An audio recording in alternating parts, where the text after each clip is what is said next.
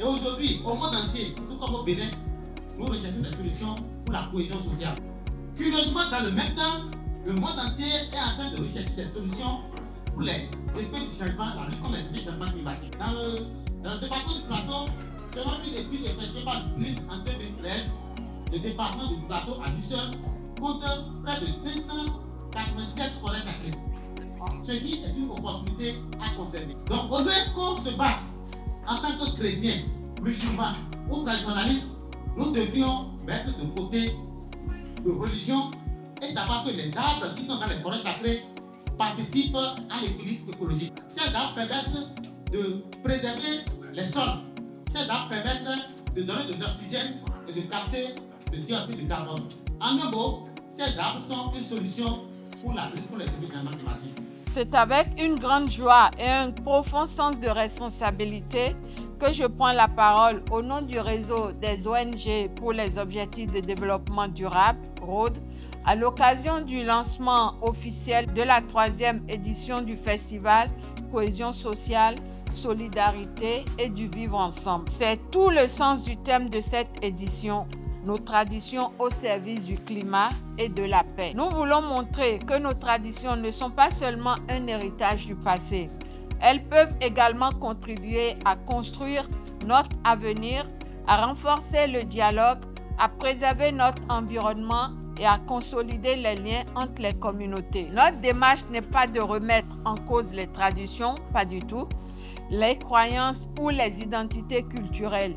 Elle est de créer les conditions d'une coexistence harmonieuse fondée sur le respect, la responsabilité et le dialogue. La paix, la cohésion sociale et le respect de nos différences sont une responsabilité collective. Les communautés béninoises et nigérianes partagent une histoire des liens familiaux, culturels et économiques. Nous devons faire de cette proximité non pas un facteur de séparation, mais un espace de coopération, de dialogue et de solidarité.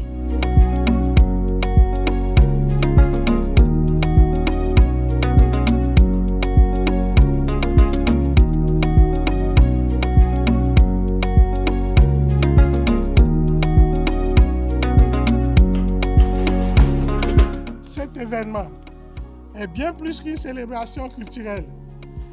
Il incarne un message d'unité, de solidarité et de respect mutuel. Ici, à Paubert, nous avons choisi de transformer nos différences en richesses qui nous rapprochent. Le thème de cette édition, au-delà de nos différences, les forêts sacrées au service de la cohésion sociale, du climat et de la paix, nous interpelle tous. Nos forêts sacrées sont des espaces de mémoire, de transmission, de biodiversité et de dialogue.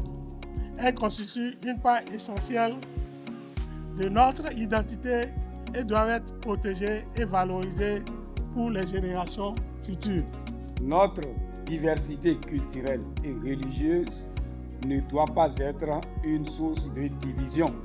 Le thème de cette édition nous invite également à porter un regard nouveau sur les forêts sacrées.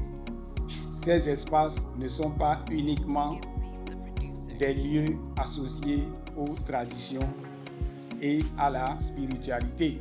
La manifestation du culte Oro, profondément ancrée dans notre patrimoine culturel, doit aussi être perçue comme une occasion de dialogue, de rapprochement et de préservation de la paix. La tradition et la spiritualité peuvent contribuer à renforcer les liens entre communautés lorsqu'elles sont mises au service du respect mutuel, de la cohérence et du vivre ensemble. Que nos forêts sacrées continuent d'être les lieux de mémoire, de spiritualité, de biodiversité, mais aussi des espaces de rencontre, de dialogue, de cohésion et de paix.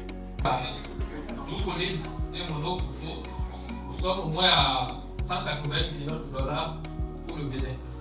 En termes de financement, vous allez voir un peu les infrastructures, tout ce qui est réalisé dans le cadre de ce financement. La coopération suisse nous accompagne également à travers un premier financement de 3 milliards pour pouvoir faire un certain nombre d'aménagements qui ont démarré, mais que nous allons faire une étape d'évaluation après cette autre.